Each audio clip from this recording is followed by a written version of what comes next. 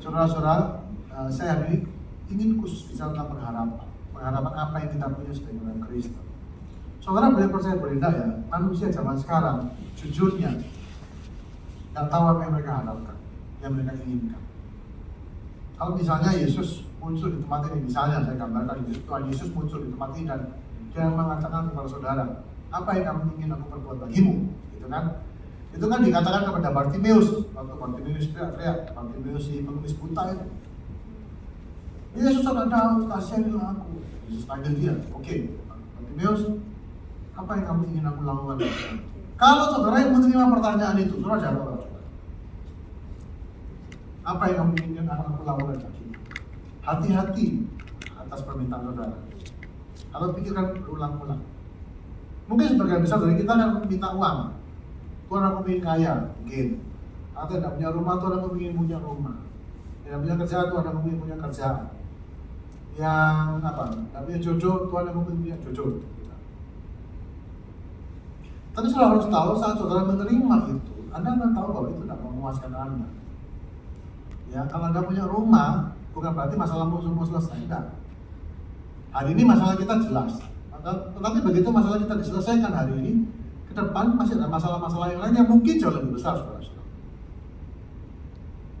Saya percaya bahwa banyak orang Kristen khususnya bahkan mereka berharap bahwa sepenting hidupmu diberkati, hidupmu nyaman dan segala macam. Nah, kita taruh harapan kita kepada materi, pada uang, saudara-saudara. Alkitab dengan jelas mengatakan di 1 Timotius 6, Paulus mengatakan, peringatkanlah kepada orang-orang kaya agar mereka itu jangan berharap kepada sesuatu yang tidak pasti, uncertain, tidak tentu seperti kekayaan katanya. Bagi Alkitab, bagi Tuhan, saudara berharap menggantungkan harapan trust saudara kepada kekayaan saudara sudah salah jalan. Bodoh malah. Bagi Alkitab itu kebodohan, orang yang mengandalkan kekayaan itu orang bodoh. Tapi mungkin sebagian besar dari kita itu, karena apa? Kita butuh uang, uang itu segalanya. Hari ini kalau nggak ada uang, semua nggak ada yang bisa jalan, seperti itu kan. Tetapi saudara-saudaraku, dan kita akan mencoba bahwa kalau saudara berharap pada sesuatu yang keliru, saudara akan kecewa. Hari ini saya bicara tentang pengharapannya tidak mengecewakan. Nah, kita belajar bahwa dalam hidup ini, saudara kalau semakin tua ya, semakin berusia seperti saya belum tua soalnya sih, tapi semakin tua, semakin bijak gitu. Kita belajar bahwa ojo kebanyakan pengharapan gitu kira-kira. Jangan terlalu berharap banyak. Kenapa? Berharap itu sumber kekecewaan. Ya toh. Akhirnya makanya apa bedanya orang tua dengan anak muda? Anak muda itu biasanya jauh lebih optimis, lebih banyak maunya, lebih banyak pengharapannya. Gitu. Orang tua kayaknya pesta lah, nggak usah macam-macam, segini aja cukup, cobakan pola gitu kan ya. Akan pola kamu kecewa nanti dan segala macam saudara-saudara. Jadi pengharapan itu sumber kekecewaan. Jadi jangan terlalu berharap maksudnya berharap boleh, tapi jangan teman-teman, jangan ngawur-ngawur. Jangan terlalu berharap lah pokoknya, nanti kecewa. Tapi di sisi lain, manusia itu tidak bisa hidup tanpa pengharapan. Tidak mungkin saudara-saudara. Manusia itu tanpa harapan tidak bisa hidup. Tidak ada. Orang yang bunuh diri itu satu aja cirinya. Mereka putus harapan. Mereka tidak bisa berharap apa-apa. Mengatakan bahwa semua tidak ada harapan, semua sia-sia, semua percuma. Makanya bunuh diri. Tanpa pengharapan kita tidak mungkin hidup, saudara-saudara. Masalahnya begitu, saudara-saudara. Kita tuh bisa berharap kepada apa yang tidak realistis, tidak benar, tidak berbasis truth. Itulah yang menimbulkan kekecewaan. Jadi bukan soal banyak berharapnya, tetapi berharapnya itu realistis gak? Gitu. Nah, ini yang saya percaya diberikan oleh Alkitab. Bagaimana kita memiliki pengharapan yang tidak mengecewakan? Tentu saja pengharapan kita itu harus realistis. Saudara boleh percaya boleh tidak ya? Manusia itu pintar, tapi kalau sudah soal berharap, mereka tuh bisa berharap sesuatu yang sangat tidak realistis dan sangat irasional. Manusia itu bisa kesasar kayak gitu. Terakhir-terakhir ini saya jenuh belajar lah. Saya kan untuk banyak baca, rasanya membaca ratusan ribuan halaman itu capek juga selama berminggu, berbulan-bulan. Sudah dari sejak pandemi saya saya kembali membaca buku dan mendalami banyak hal. Saya kemudian ya cari tren-tren zaman sekarang. Saudara tahu nggak bahwa hari ini di Inggris, di UK, di Inggris ada 8.000 anak-anak di bawah 10 tahun yang sedang menunggu giliran untuk operasi ganti kelamin, transgender. 8.000 di Inggris. Rupanya di zaman sekarang di negara-negara barat, saudara, sudah diterima sebagai satu kebenaran bahwa jenis kelamin biologis itu tidak harus sama dengan identitas gender. Kalau dulu kita tanya, kalau ada teman punya anakmu apa, laki atau wedok? Laki, wedok. Sampai sekarang orang tua yang modern itu sudah tahu, anakmu laki atau perempuan? Nggak tahu, nanti dia suruh pilih sendiri. Jawabannya itu begitu. Bahkan akte lahirnya pun dikosongi, saudara-saudara. Gender kosong. Tunggu sampai berusia remaja, baru dia boleh pilih mau jadi wedok, jadi laki atau jadi perempuan, saudara-saudara. Segila itu. 8.000 orang anak hari ini menunggu giliran untuk dioperasi. Dan klinik-klinik yang mendukung ini, dokter-dokter yang kejam, yang menurut saya kemasukan setan itu, mereka tuh sekarang cari uang bisa dari anak-anak muda, umur 15, umur 14 sudah operasi. Begitu anak-anak perempuan tuh, gadis-gadis perempuan tuh sudah mulai puber, mereka angkat payudara, angkat rahim, sikat testosteron dalam dosis 100 kalinya orang pria dewasa. Mereka kehilangan ininya, mereka tumbuh jenggot, mereka ini berubah semuanya. Itu hari ini 8.000 anak lagi ngantri. Karena mereka menjumpai bahwa aku ini perempuan di dalam tubuh laki-laki. Dan lebih gilanya, saudara-saudara, orang-orang yang mestinya normal ngikuti mereka. Jadi di Amerika ini sudah ada banyak kasus-kasus hukum, tuntutan hukum di kalangan olahraga. Ada seorang atlet angkat berat pria. Sudah dia cari Google di Amerika. Badannya tuh kayak bulu, gede, karena dia tuh betul-betul atlet profesional angkat berat, weightlifting. Angkat tuh bisa 500 kilo. Badannya gede, ototnya juga luar biasa. Jadi perempuan, saudara. Dia mengatakan aku ini perempuan. Dia jadi transgender. Terus ikut lomba angkat berat perempuan, minta diizinkan, ditolak sama Federasi Angkat Berat Amerika, dituntut, dia pergi ke pengadilan, dan dia menang. Dimenangkan sama pengadilan. Jadi dia itu dengan badan kayak Hercules, kayak Hulk gitu, pakai baju perempuan, sudah mengangkat besi 500 kilo. Mana ada perempuan bisa menang gitu. Sudah segila itu sekarang ini.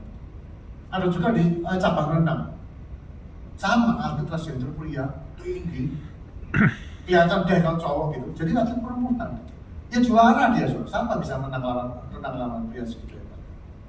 Dan ini dan orang itu kemudian harapan mereka itu diiyakan dan didukung, saudara-saudara. Dan bahkan di sekolah-sekolah sekarang ya, tapi terakhir saya dengar itu dicabut aturannya. Dulu di sekolah itu guru TK itu tidak boleh kasih tahu anak itu kamu tuh boleh, kamu tuh nggak boleh. Gender itu fluid, ada yang berteori bahwa gender itu ada 100 gender katanya. Waduh, saya nggak bisa bayangkan. Segila itu, sebodoh itu, seirasional itu. Kenapa? Ya mereka berharap bahwa mereka bukan seperti yang lahir laki berharap bahwa dia bukan laki, dia berharap menjadi perempuan. Dan harapan itu dikabulkan gitu. Saudara bisa lihat harapan yang ngaco, yang sesat, yang irasional itu betul-betul bisa dihargai dan dianggap nyata. Itulah dunia. Sehingga saudara-saudara penting sekali bagi kita untuk memahami pengharapan apa yang kita punya dalam Kristus. Sekarang saya mau tanya saudara-saudara, pengharapan sebagai orang Kristen itu apa sih? Ayo. Umumnya orang Kristen berharap apa? Pengharapan ultimat, pengharapan puncak kita apa? Yaitu mati masuk surga. Ya kan? Mati masuk surga. Saya kasih tahu, itu pun keliru, saudara-saudara. Di Alkitab tidak pernah dikatakan orang Kristen itu mati masuk surga. Gambaran surga di mana kita mati sekarang kita naik terus pergi ke tempat yang jauh, surga itu bukan dari kekristenan, itu dari Plato. Dari filsafat-filsafat Yunani, kata heaven, kata surga itu dalam perjanjian baru itu dipahami sebagai sebuah dimensi ilahi di bumi ini, saudara-saudara, yang tidak nampak. Tapi itu bukan jauh di sana, tidak. Surga itu ya tempat yang kita diam, heaven itu satu dimensi yang tidak kelihatan. Alkitab mengatakan bahwa surga itu seperti tertutup dengan tabir, sesuatu yang tersembunyi, bukan jauh ya, tersembunyi. Makanya kalau di Alkitab berkali-kali dikatakan jika Kristus menyatakan dirinya telah, kita akan menyatakan diri bersama-sama dengan Dia. Christ reveal Himself. Memang ada beberapa kata-kata Yesus itu naik ke surga. Nah, ngomong naik ke surga, kalau saudara perhatikan di perjanjian baru, saya pelajari lagi. Saya dulu bayangan saya itu Yesus itu naik sampai tinggi, sampai hilang gitu. Jadi kecil, hilang kayak drone gitu. Itu keliru, saudara, bukan seperti itu. Dalam bahasa yang digunakan di perjanjian baru, dikatakan awan itu menutupi Yesus dari pandangan para murid gitu aja. The cloud receiving Him. Awan tuh kayak Yesus tuh kayak dia tuh kayak lenyap, kayak mundur, kayak mungkin lebih kayak yang ninja pakai kabut dor, terus hilang gitu. Lebih kayak gitu. Dimana mungkin dia ngapung sedikit ya, floating gitu, tapi setelah itu kayak tiba-tiba ada kayak awan kemuliaan yang menelan dia dan sebagainya. Dia pindah dimensi. Nah, gambaran seperti ini, saudara-saudara, kalau saya pelajari lagi, ini pun diberikan pengharap. Kenapa? Karena begini, kalau surga itu tidak jauh. Kalau surga itu begitu, kita tinggal di dalam Dia, Kisah 17. Kita hidup, kita bergerak, kita ada di dalam Dia. Mazmur 139 mengatakan, kemanakah aku dapat pergi menjauhi roh? Ya kan? Kemana aku dapat pergi? Yesus itu masuk ke balik tabir, gitu, mendahului kita. So heaven is very close sebetulnya, kita ini ada. Sehingga tidak ada lagi orang ngomong, aduh, aku doa itu gak nembus plafon ya enggak. Doa aku gak nembus plafon. Saya sih tahu saudara, doa saudara kan tidak harus nembus plafon. Karena setiap doa saudara itu sudah ucapkan di depan dimensi which is we cannot see. Baik, kebangkitan Kristus sekali lagi, kebangkitan Kristus juga bukan sebuah kayak happy ending gitu. Oh, dia mati. Kali ini kita kan lebih banyak lagu tentang kematian Kristus, ya kan? Kematian Kristus itu mengharukan soalnya, menyentuh. Saya beritahu saudara, kabar baik Injil itu bukan kematian Kristus, bukan. Tapi kebangkitannya. Dan kebangkitan itu bukan sekedar kayak lakonnya menang gitu, enggak. Kebangkitan Kristus, tubuh Kristus yang bangkit itu tubuh yang beda. Kalau Lazarus itu kan, saudara tahu Lazarus, Maria Marta, saudaranya Maria Marta itu kan pernah dibangkitkan. Lazarus waktu keluar, itu dia masih terbungkus kain kafan. Dia keluar itu masih terbungkus semua kain itu membungkus jenazah itu. Waktu Yesus bangkit, saudara-saudaraku, kainnya itu tidak membungkus dia. Jadi dia tuh bangkit, dia bisa melewati kain itu. Tubuhnya tubuh daging, tapi dia bisa melewati pintu yang tertutup, dia bisa tidak dibatasi ruang waktu. Itu tubuh kebangkitan yang disediakan bagi Anda dan saya pada waktu yang nanti. Ini sebuah prototipe, sebuah tubuh baru, saudara-saudaraku, yang dimungkinkan, yang diawali dengan kebangkitan Kristus, di mana Allah itu sudah mendesain bahwa manusia pada akhirnya akan menerima tubuh ini. Kita tuh bukan mati arwah masuk surga, enggak, saudara-saudara. Sekali lagi, surga itu bukan jauh di sana, bukan. Waktu Yesus bilang di rumah bapakku banyak aku menyediakan tempat bagimu. Di rumah bapakku banyak tempat. Kata tempat, kata mansion dalam bahasa Inggris itu, kata Yunani-nya berarti sebuah tempat sementara, tempat peristirahatan. Jadi kemana orang meninggal sebelum kebangkitan, mereka kemana? Alkitab tidak pernah cerita apa-apa. Kita hanya tahu setiap orang yang sudah meninggal mendahului kita, yang percaya Yesus, mereka sekarang bersama-sama dengan Dia di Firdaus itu. Di Firdaus itu ada banyak sekali tempat yang Tuhan sediakan untuk menanti, menunggu di situ. Apa yang terjadi, Alkitab tidak pernah ngomong. Tapi begitu saatnya tiba, saat keadaan surga itu tirainya harus dibuka, saudara-saudaraku, maka Yerusalem baru itu yang akan turun. Surga itu akan turun ke dunia. Kita dalam sekejap akan diubah dalam tubuh seperti punya Yesus itu, dan semua orang yang mati akan dibangkitkan, dan semua orang yang di Firdaus itu, saudara-saudaraku, mereka semua dapat tubuh yang baru. Dan tentunya akan masih memiliki ciri-ciri yang sama dengan selama mereka hidup di dunia ini, walaupun mungkin tidak sama persis, we don't know. Dan itulah pengharapan kita sebetulnya, saudara-saudara. Itu pengharapannya jauh melampaui apa yang saya bayangkan dulu. Saya dulu pikir, oh pokoknya masuk surga. Saudara pernah mikir nggak, di surga itu ngapain sih? Dulu pikiran saya. Surga nggak bosan tak? Ngapain? Dia puji tok, nyembah tok gitu. Enggak, karena nanti hidup kebangkitan yang kedua. Jadi kita jangan ngomong surga, kita ngomong hidup kebangkitan kedua itu di bumi, langit dan bumi yang baru. Artinya kita masih akan punya tubuh, masih akan berinteraksi. Saya percaya kita juga masih akan kerja, menyempurnakan segala sesuatu. Saya percaya kita akan bisa berteman, kita akan bergaul. Tidak bisa mati lagi. Ya persisnya kayak apa ya, mau detail kayak apa kita juga tidak ngerti saudara-saudara. Tapi itu yang digambarkan oleh kita.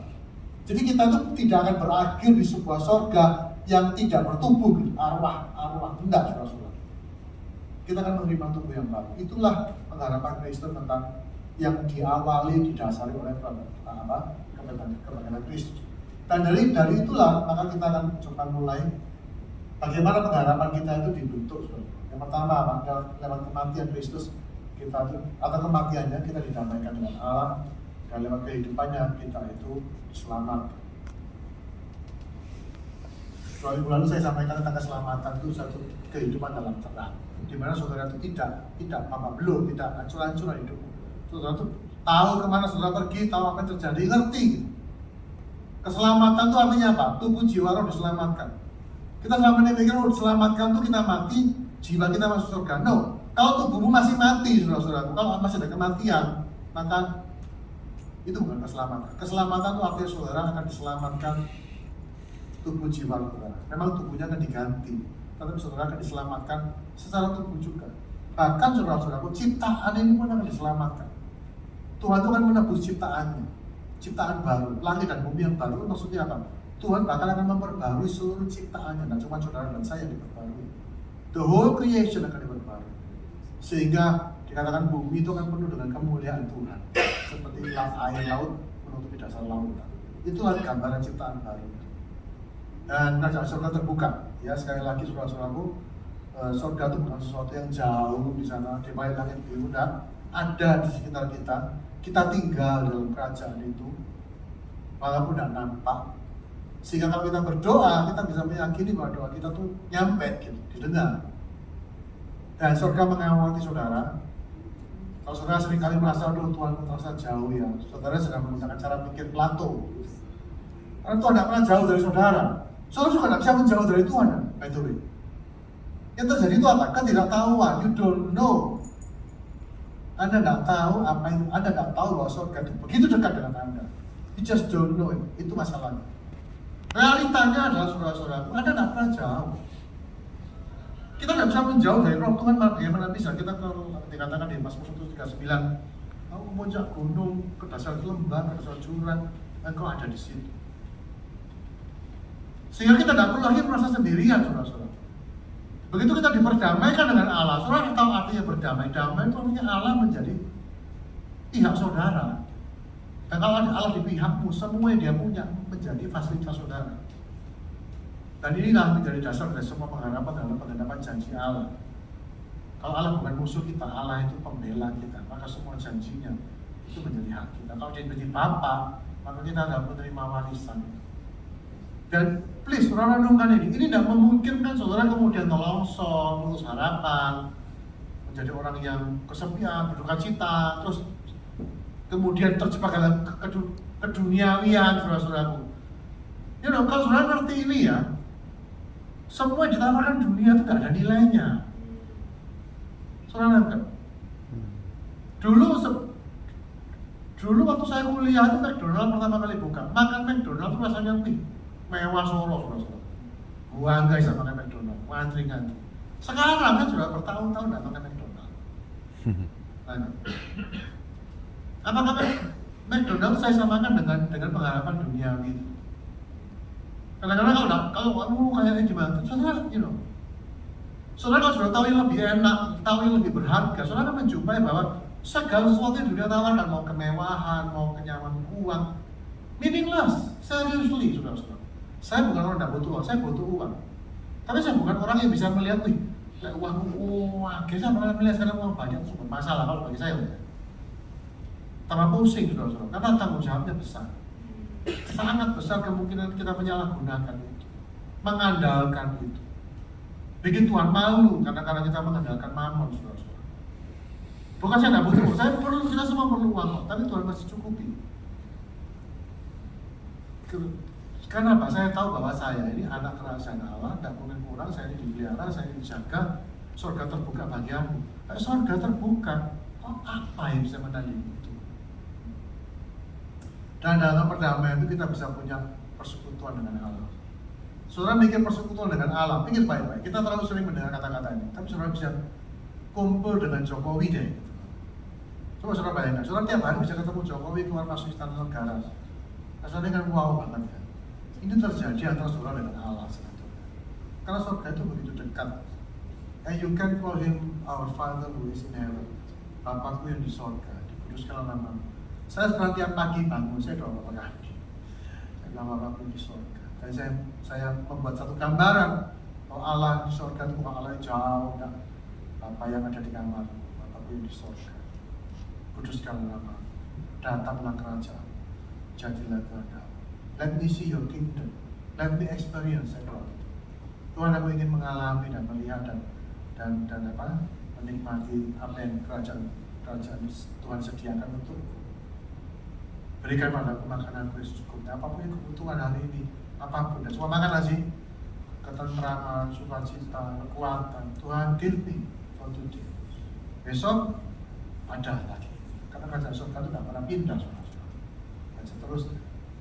Dan berkali-kali waktu saya doa Bapak kami, saya merasa bahwa tiba-tiba kayak, ya apa ngomongnya? Kayak saya tahu bahwa Tuhan itu dekat sekali. Dia itu ada. Dan saya itu kayak bisa jangkau dia. Itu saudara-saudara. Tapi ini sekali lagi pengalaman rohani ya. Dan saudara bisa alami. Kenapa? Realitanya surga memang tidak jauh. Nah, Anda itu sudah berdamai dengan dia. You can call him anytime. Makanya jangan take it for granted, asal-asalan cepet-cepetan. Saudara rugi. Anggap ya. Karena harapan kita ini sudah jauh melampaui apa yang disediakan oleh dunia. Harapan terima kemuliaan. Kalau saudara berdamai dengan Tuhan, dan jika kita oleh Dia, kita boleh jalan masuk oleh iman kepada kasih karunia. Yang kasih karunia itu ya perdamaian itu. Di dalam kasih karunia, dalam perdamaian ini, kita berdiri dan berharap, bermegah, sukacita dalam pengharapan akan menerima kemuliaan Allah. Kemuliaan Allah itu menjadi bagian kita, pasti. Kenapa? Karena kita sudah diperdamaikan, kita ada di dalam Dia. Dan pengharapan itu adalah saw yang kuat tadi. Salah satu ayat yang menyatakan surga itu di mana tempatnya. Pengharapan itu adalah satu saw yang kuat dan aman bagi jiwa kita yang telah dilabuhkan sampai ke belakang tabir. Surga itu di mana? Di balik tabir, di balik veil, bukan di atas sana. Dan pengharapan kita itu kayak jangkar, saw. Jangkar itu kalau dilempar kan nyangkut tuh. Nyangkutnya ke pengharapan kita di mana? Sampai di kerajaan surga itu pengharapannya. Dan itu berlaku di balik tabir itu, di mana Yesus telah masuk sebagai perintis bagi kita. Jadi Yesus itu sudah masuk ke sana mendahului kita, saudara-saudaraku. Jadi bukan soal Yesus itu dari surga, enggak. Yesus masuk sebagai satu sosok yang dibangkitkan dengan tubuh jasmaninya dia. Tubuh Kristus ini istimewa sekali. Tubuhnya jasmani tapi tidak terikat secara jasmani. Ini. Jadi kebangkitan Kristus itu bedanya apa? Yaitu dia itu sebuah prototipe di mana tubuh itu tidak terikat lagi. Nah, kita semua nanti akan terima tubuh, dan dengan tubuh yang itu Yesus itu masuk ke dimensi yang berbeda. Tubuh ini bisa masuk ke dimensi yang tidak terlihat itu, saudara-saudara. Alias tubuh ini memang bisa menjadi terlihat, bisa menjadi tidak terlihat. Waktu terlihat dia bisa dijamah, bukan penglihatan. Waktu murid-murid melihat Yesus itu bukan penglihatan. Kalau penglihatan, saudara tidak bisa jamah, tidak bisa pegang dia. Yesus muncul itu bukan penglihatan, itu real, jasmania. Tetapi jasmania ini menyatu dengan apa yang rohani. Efesus 1 ayat 10. Sampai pada waktunya Allah menyatukan di dalam Kristus segala sesuatu yang ada di bumi dan di surga. Itu disatukan dalam Kristus. Maksudnya apa? Yang jasmani, yang kelihatan, dengan yang tidak kelihatan itu menyatu dalam tubuh yang baru ini, saudara-saudara. Wes ini memang pecah kepala kalau dengar ini, saudara-saudara. Tapi apa namanya? Saya pribadi menerima itu sebagai satu harapan. Wow. Satu kali saya menerima tubuh yang tidak bisa binasa, di mana kematian dikalahkan. Ya, dan karena itulah kita bisa berharap kita tuh menerima kemuliaan Allah. Betapa kayanya kemuliaan bagian yang ditutupkan bagi orang-orang kudus. Sekali lagi dibandingkan dengan kemewahan, kenyamanan yang diberikan oleh uang, kemuliaan ini jauh melampaui segala sesuatu.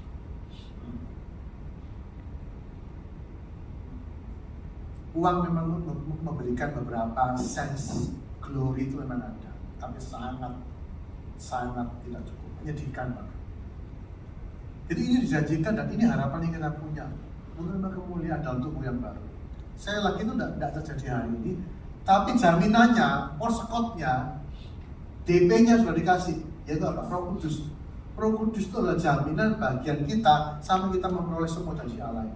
Jadi kalau saudara sangat penuh Roh Kudus bermasa roh, saudara penuh Roh Kudus berbicara, Anda mengalami Roh Kudus berbicara, Anda itu sudah terima porsekot, sudah terima jaminan. Itu dijamin bahwa Anda diselamatkan, Anda ini akan terima tubuh yang baru itu, dan Anda akan mengalami satu kehidupan yang kekal bersama-sama dengan Tuhan dalam tubuh yang diperbarui, langit dan bumi yang baru, bersama-sama dengan Dia.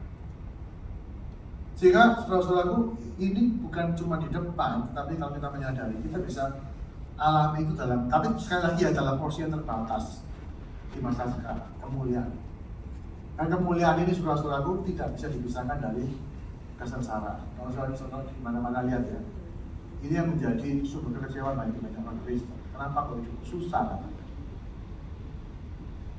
Bukan hanya itu saja, kita tidak hanya bermegah dalam kemuliaan, kita bermegah juga dalam kesengsaraan kita, karena kita tahu bahwa kesengsaraan itu menimbulkan ketekunan, dan ketekunan menimbulkan tahan uji, dan tahan uji menimbulkan pengharapan. Nah, tujuan tunggalnya kesengsaraan itu ketekunan. Kenapa ketekunan itu kualitas yang paling berharga dalam kerajaan Allah? Saudara-saudara, ada sebuah realita yang saudara harus tahu bahwa anak-anak kerajaan Allah itu tidak dibebaskan dari kesusahan. Saudara mau tahu kehidupan yang realistis itu kayak apa sih? Hidup seperti Yesus itu loh, zaman Yesus dia hidup. Saya senang sekali dengan satu film seri The Chosen, saudara-saudara. Atau saudara-saudara lihat belum? Kalau belum saudara cari. Film tentang Yesus dan murid-muridnya. Film seri sudah 3 season. Satu season 8 episode, jadi sudah 24 judul, 24 seri film di mana digambarkan di situ Yesus. Bagaimana kehidupan sehari-hari Yesus bersama dengan para murid. Sebagian memang dikarang sih, dihubung-hubungkan gitu. Tapi seluruh yang di Alkitab tuliskan dilakukan di situ, tapi ya disambung-sambungkan di tangan lain. Memang fiksi, ini karya fiksi, bukan tidak 100% berdasarkan Alkitab, karena Alkitab itu bukan biografi anyway. Jadi di film itu didramatisir, tapi saya suka sekali dengan cara Yesus ditampilkan dalam film itu, sangat manusiawi. Dia terluka, dia membalut lukanya, saudara-saudara. Dia kalau nggak punya uang, dia kerja, bikin mainan, dijual, nah, dia supaya dapat uang bisa makan, seperti itu. Bukan orang yang kemana-mana bikin mujizat, mau lapar ambil batu jadi roti, itu enggak, saudara-saudara. Jadi satu kehidupan yang sangat manusiawi sekaligus ilahi. Dan saudara lihat bahwa Alkitab sendiri tidak pernah menggambarkan sebuah kehidupan yang tanpa kesengsaraan. Pemikiran bahwa seharusnya kalau hidup dalam kerajaan Allah itu hidup saudara enak, nyaman, diberkati, itu bukan dari Alkitab, saudara-saudara. Inilah sumber kekecewaan. Kenapa Tuhan nggak orang Kristen banyak nangis-nangis, saudara? Mereka tuh berharapnya tuh yang keliru gitu. Kalau saudara berharap bahwa kalau ikut Tuhan saudara kaya, makmur, tidak ada masalah, semua lancar, ngalami mujizat tiap hari gitu. Mujizat terjadi kepadamu setiap hari, ngalami mujizat. Saudara pasti kecewa, pasti. Dan terus kalau sudah kecewa gimana? Terus menghibur diri dengan cara-cara yang tidak masuk akal. Oh ya, kita tidak tahu lah, Tuhan itu misteri lah, dan segala macam. Kita mencoba mencari-cari alasan kenapa itu tidak terjadi. Kalau nggak terjadi, berarti harapan saudara nggak realistis, gitu aja loh, kan gampang. Karena kesengsaraan itu bagian yang terpisahkan dari kehidupan di dunia ini. Kenapa? Karena kesengsaraan itu menghasilkan ketekunan. Dan ketekunan ini hal yang paling penting, saudara-saudara. Ketekunan ini membuat saudara itu menjadi karakter yang tahan uji. Kata Yunani itu tahan uji itu menunjuk kepada satu hal yang terbukti, proven. Kalau saya boleh terjemahkan sebagai proven character. Anda betul-betul menjadi serupa dengan Kristus dalam karakter, bukan dalam luar saudara. Dan dalam kondisi seperti ini, saudara-saudaraku, Anda tidak mungkin berharap hal lain. Harapan Anda semua akan terpenuhi. Malah harapan yang jauh lebih tinggi daripada itu, saudara akan mendapatkannya. Kenapa? Anda mengharapkan sesuatu yang memang dijanjikan, yang tersedia memang. Sekali lagi ya saudara-saudara, saya lihat orang Kristen itu, kita tuh mengharapkan hal-hal yang sama yang diharapkan oleh orang dunia. Betul nggak? Ayo jujur. Kita tuh mengharapkan hal-hal yang serupa dengan yang diharapkan orang Tuhan, dan orang Tuhan. Ya sudah pasti kecewa, saudara pasti menjumpai bahwa Tuhan tidak akan memenuhi harapan itu. Ya kan? Pingin semua nyaman, aman, enak, tidak ada masalah. Itu sebenarnya di Alkitab, saudara tidak akan pernah ketemu Tuhan itu menjelaskan kenapa ada banyak masalah di dunia ini. Di hadapan saudara sudut pandang Alkitab, dunia ini bermasalah, titik gitu. Dunia ini nggak ngomong bermasalah, dunia yang jatuh. Tidak ada pertanyaan. Yesus pun bermasalah. Tidak punya uang. Dia punya burung, punya sarang, serigala, punya lubang. Anak manusia aku ini tidak punya tempat untuk taruh kepalaku. Yesus itu miskin, kerja keras, ditolak orang, dibenci orang, disalahpahami, dikhianati, dibunuh. Ya kan? Di Getsemani dia nggak ngalami mujizat. Sepanjang dari Getsemani sampai ke hembusan napas terakhir, tidak ada mujizat. Dia jalani dengan ketekunan, tekun mati-mati, dengan tekun memikul salib, ganti sukacita di setiap bagi itu. Dan ketekunan ini yang membuat seseorang itu berharga di mata Allah. Yakobus pasal pertama mengatakan bahwa berbahagialah kamu jika kamu jatuh ke dalam berbagai pencobaan, sebab kamu tahu bahwa ujian dalam imanmu itu menghasilkan ketekunan. Dan bila ketekunan itu memperoleh buah yang matang, sebab bila kamu mendapatkan itu, kamu akan menjadi sempurna, utuh, dan kekurangan apapun. Ketekunan itu membuat saudara itu menjadi sempurna di hadapan Allah. Dan itu tidak mungkin terjadi tanpa kesengsaraan. Makanya orang Kristen itu kita tidak menolak, tidak mengutuki kesengsaraan. Kita tidak menjauh bahkan sebetulnya. Kalau sudah lihat para murid, para rasul-rasul, semua matinya sengsara semua. Dipenggal, digergaji, saudara-saudara, dia digantung, misalnya terbalik, dibakar hidup-hidup. Tapi mereka menerima semua itu dengan apa? Dengan nyanyian. Karena martir itu saudara-saudara. Zaman Kaisar Nero itu yang membunuh Petrus, yang membunuh Paulus. Nero itu yang orang Kristen itu punggungnya kulitnya dilepas, dikasih kulit domba, dijahit itu di tubuh mereka, terus diumpan ke singa-singa sebagai pertunjukan kekejaman yang tak karu-karuan di luar akal manusia. Mereka ditusuk dan disiram minyak, dibakar jadi obor orang-orang Kristen itu. Dan mereka menghadapi semua itu dengan apa? Ketakutan, kemarahan? Enggak. Mereka menghadapi dengan nyanyian. Mereka masuk ke stadion dengan sekarat tapi mulut mereka mengucapkan pujian. Itu harapan.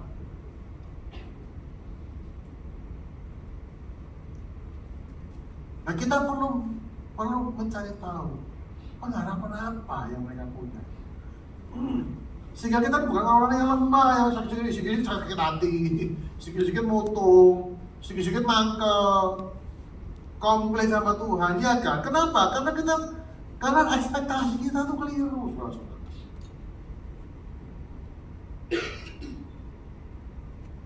Kalau begitu saudara menjadi karakter yang tahan uji, Anda tidak akan pernah kecewa. Tidak mungkin kecewa. Dan mengharapkan tidak mengecewakan karena kasih Allah dicurahkan dalam hati kita oleh Roh Kudus yang telah dikaruniakan kepada kita. Lewat kasih dan Roh Kudus ini sebuah jaminan bahwa apa yang Tuhan janjikan pasti dipenuhi. 2 Timotius 1:12, itu sebabnya aku menderita semuanya. Ya kan, ngalami banyak kesusahan, tapi aku tidak malu. Karena aku tahu kepada siapa aku percaya dan aku yakin bahwa dia berkuasa memelihara apa yang telah dipercayakannya kepadaku hingga pada hari Tuhan menyatakan dirinya. Dan tinggal di Roma 19 tadi yang saya sudah sebutkan. Kalau terserupa Kristus dan mengenal terhadap Allah yang tersembunyi memberikan pengharapan yang tidak akan pernah mengecewakan. Makanya saya kadang-kadang ngomong gini, saudara-saudara Pak di sini ada Anda ya, kerja setengah mati, pas-pasan, oke? sebulan cukup sebulan misalnya. Nabung dikit, kadang-kadang nggak bisa nabung. Taknya tabungan lah, cuanciak lah istilahnya gitu. Nah, tiap hari dipelihara, hari demi hari. Dan Anda mengalami berbagai ya ada aja masalah gitu. Tapi Anda dipelihara sampai hari ini. Saya mau tanya, malu nggak Anda? Apakah Anda malu karena Anda tidak kaya? Apakah Anda malu karena Anda tidak terima mujizat? Apakah Anda malu karena hidup itu penuh dengan kesusahpayahan? Paulus mengatakan aku tidak malu. Kenapa? Karena aku tahu kepada siapa aku percaya. Karena aku tahu segala kesusahan, kesengsaraan ini hanya menunjukkan satu hal, sebuah kualitas ilahi. Itu namanya ketekunan. Yesus pun menjadi seperti itu karena dia tekun. Saudara bayangkan Yesus ya, Yesus itu orangnya hebat, sabar, imannya luar biasa. Saya mau tanya, dia mencapai kualitas itu langsung terima atau dia belajar dari nol? Menurut saudara gimana? Ibrani pasal berapa mengatakan dia tuh belajar menjadi taat dari apa yang dideritanya. Ibrani 4 ya, atau 5 saja. Yesus tuh belajar menjadi taat dari penderitaannya. Jadi saudara lihat bahwa Yesus tuh menjadi seperti itu dari ketekunan. Bukan anugerah itu, bukan dikasih kalau kau anak Allah langsung jeblok semua kualitas kesaktian itu muncul. Tidak, saudara-saudara. Dia juga belajar dari taat, dia itu adalah hamba yang menderita. Dia juga bergumul.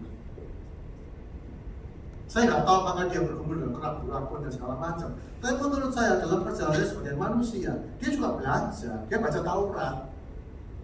Cuma dia memang ini punya satu memang dia bukan anak manusia juga gitu. Kalau satu sisi memang dia tahu dia ini siapa. Tapi saya percaya karakter Kristus itu tidak didapat just like that. Nah, dia pun harus berjuang dan bertekun dalam hal itu.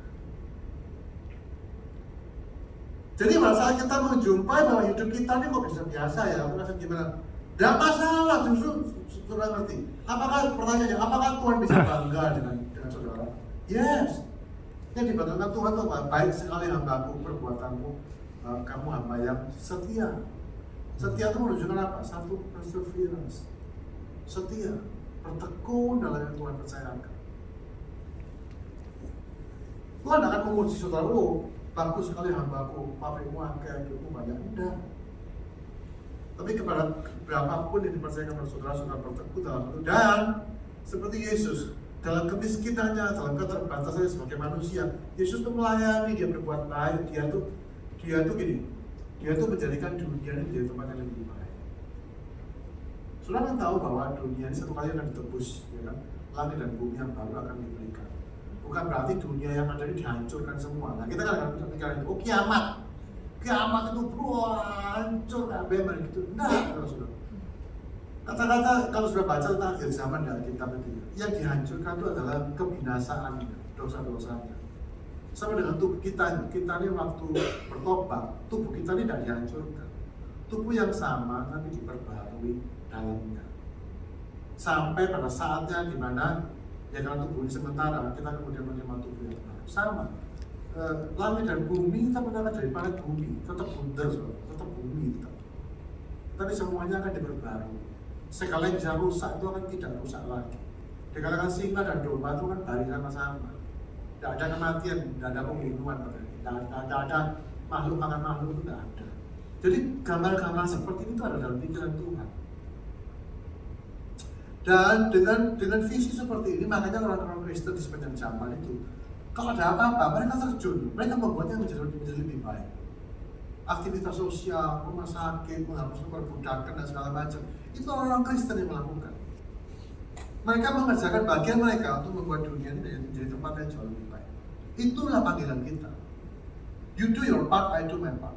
Gimana menjadikan dunia ini menjadi dunianya Tuhan gitu. Bukan mengutuki, wah dunia ini jahat, dunia ini gila, orangnya gila semua. Enggak. Iya, apanya dulu. Tapi itu kegelapan yang begitu gelap itu membutuhkan terang. Siapa terangnya? Kita lah terang dunia itu. Jadi bukan kita itu katakan berdoa, Tuhan lepaskan aku dari kesengsaraan segala macam. No. bertekunlah, dan dalam kualitas ketekunan itu munculkan yang namanya karakter teruji, proven karakter itu. Dan dengan karakter seperti itu bertindak, doa, layani, do your part, kerjakan bagian saudara, jadikan dunia ini lebih baik. Saudara itu artinya saudara sedang Anda itu sedang menyesuaikan hidup saudara dengan the grand plan, master plan Tuhan, yaitu apa? Langit dan bumi yang baru, ciptaan yang baru. Tidak mengharapkan Kristen. Yang saya percaya, saudara-saudara, saya lagi mungkin bagi sebagian dari saudara ini seperti itu terlalu di awal-awal. Well, saya tahu bahwa sesuatu konsep yang sudah dipegang puluhan tahun tidak akan lenyap dalam sekejap, saudara-saudara. Tapi inilah yang diberitakan oleh Alkitab. Injil itu bukan orang diselamatkan mati masuk surga, bukan. Injil itu kabar baik itu apa? Ada kebangkitan, dan saat semua dibangkitkan, langit dan bumi akan menjadi langit dan bumi yang baru. Kita akan tinggal sebagai orang kerajaan di situ dengan tubuh baru yang tidak bisa binasa, saudara-saudara. Dan kita akan bersekutu dengan Allah sampai selama-lamanya. Dan itu dicapai di dalam dunia ini, dunia yang kita kenal sekarang ini, saudara-saudara. Itu akan diperbarui dengan cara. Dan itu dikatakan kemuliaan Tuhan itu memenuhi seluruh. Itulah yang akan kita alami bersama-sama. Amin. Amin. Kita berdoa.